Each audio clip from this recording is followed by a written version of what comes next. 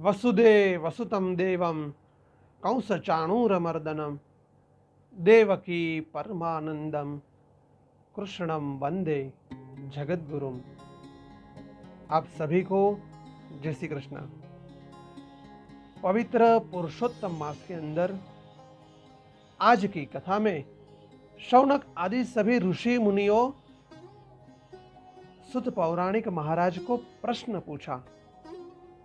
बोले, हे सुत जी, जैसे अमृत पान करते करते तृप्ति नहीं होती है, वैसे हमें कथामृत से तृप्ति नहीं होती। हे सुत जी, पुरुषोत्तम मास के सेवन से राजा दृढ़धनवा शोभन राज्य, पुत्र तथा पतिव्रता स्त्री को किस तरह प्राप्त किया और योगियों को भी दुर्लभ भगवान का लोक किस तरह प्राप्त हुआ, इस पुरातन इतिहास को विस्तार से कहिए।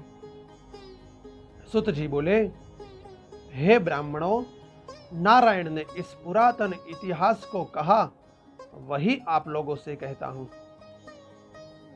है देश का रक्षक, श्रीमान, बुद्धिमान तथा सत्य पराक्रमी चित्रधर्मा नाम का राजा था। उसको दृढ़धनवा नाम का पुत्र था। वो पुत्र अति तेजस्वी, सब गुणों से युक्त, सत्य बोलने वाला, धर्मात्मा और पवित्र आचरण वाला, कान तक लंबे नेत्र वाला, चौड़ी छाती वाला, चतुर दृढ़धनवा, प्रसन्नता के साथ गुरु के मुख से एक बार कहने मात्र से व्याकरण, चारों वेदों का अध्ययन पूर्ण किया। इस समय में यदि एक वेद भी करना हो तो उसमें पूरी जिंदगी निकल जाती है। तो इस दृढ़धनवा ने तो व्याकरण तो किया, प्लस चारों वेदों को, और वे भी गुरु के मुख से एक बार ही बोलने से। दूसरी बार उसको पूछने की जरूरत ही नहीं है। एक बार गुरु बोले मुख से, ये दृढ़धनवा के कंप्यूटर के अंदर सेव हो गया। गुरु को दक्षिणा देकर अपने नगर में आया। पुत्र को देख चित्रधर्मा को अत्यंत आनंद हुआ। दृढ़धनवा धर्मात्मा, समर्थ जान, सब राज्य भार उसको देकर स्वयं पुलह ऋषि के आश्रम में चले गए। श्री हरि की भक्ति करते करते भगवान के परम धाम को प्राप्त हुए। राजा दृढ़धनवा ने भी अपने पिता की वैष्णवी गति को सुना, पिता का श्राद्ध कर्म किया। नीति शास्त्र में राजा दृढ़धनवा पुष्करा वर्तक नाम के नगर में राज्य करने लगा। विदर्भ देश की गुणसुंदरी नाम की कन्या से उसका विवाह संपन्न हुआ। वो गुणसुंदरी इस पृथ्वी के अंदर सबसे सुंदर स्त्री थी। उस गुणसुंदरी ने 4 पुत्र और संपूर्ण लक्षणों से युक्त चारुमती नाम की कन्या को उत्पन्न किया। नारायण बोले, एक समय रात्रि में शयन किए हुए दृढ़धनवा को चिंता हुई। यह वैभव, इतना सुख किस महान पुण्य के कारण हमें प्राप्त हुआ है? न तो मैंने तप किया, न तो मैंने दान दिया, नहीं कोई हवन किया, न कोई पूजा की, तो इस भाग्योदय का कारण मैं किससे पूछूं? हमें तो कभी ऐसे विचार नहीं आए कि इतना सब हमें प्राप्त हुआ, तो हमने ऐसे कौन से पुण्य किए? राजा दृढ़धनवा सोचते सोचते पूरी रात निकल गई।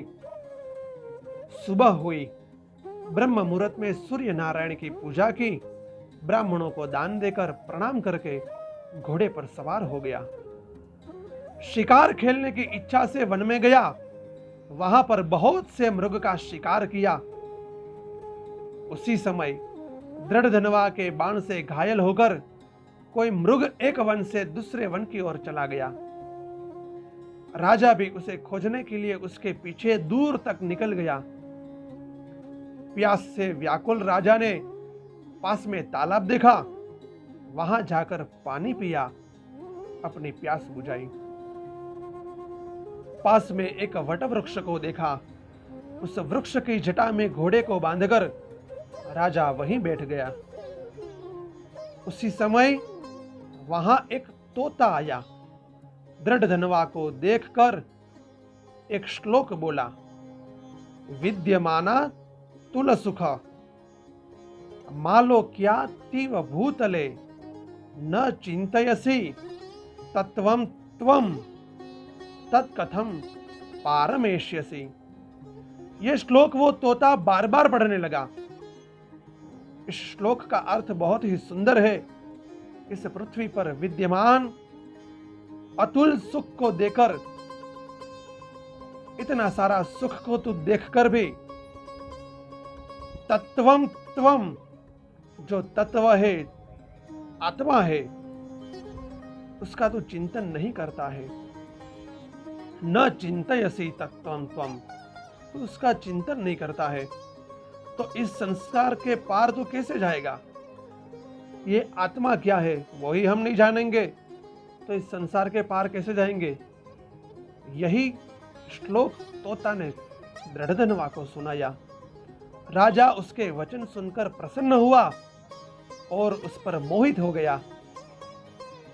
क्या ये सुखदेव जी तो नहीं है, जो मुझे संसार सागर में डूबा हुआ देखकर राजा परीक्षित के समान कृपा कर उद्धार करने की इच्छा से मेरे पास आए हैं? जरूर यह सुखदेव जी होंगे, जो मेरे उद्धार के लिए मेरे पास आए हैं। शुक पक्षी राजा को उपदेश देकर स्वयं अंतर ध्यान हो गया। उस शुक पक्ष के वचन स्मरण करते करते राजा अपने महल में गया। किसी के बुलाने पर भी कुछ नहीं बोलता था। निद्रा, भोजन सब त्याग कर दिया उसने। तब गुण सुंदरी ने कहा, हे राजा, यह मन में उदासीनता क्यों है? राजा फिर भी कुछ नहीं बोले।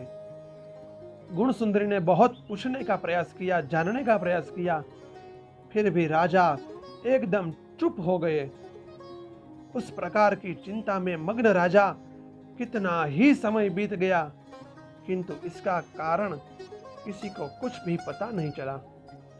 नारद जी ने प्रश्न किया, यहाँ नारायण भगवान को प्रश्न किया कि हे मुने, इस तरह चिंता करते राजा दृढ़धनवा का क्या हुआ?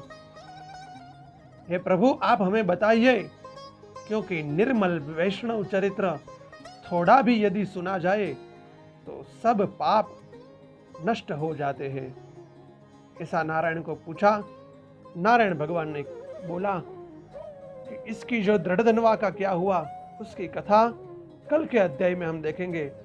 आज के अध्याय को बस हम यही विराम देते हैं। इति श्री बृहन्नारदीय पुराणे पुरुषोत्तम महात्म्ये त्रयोदशोऽध्यायः। बोलो पुरुषोत्तम भगवान की जय।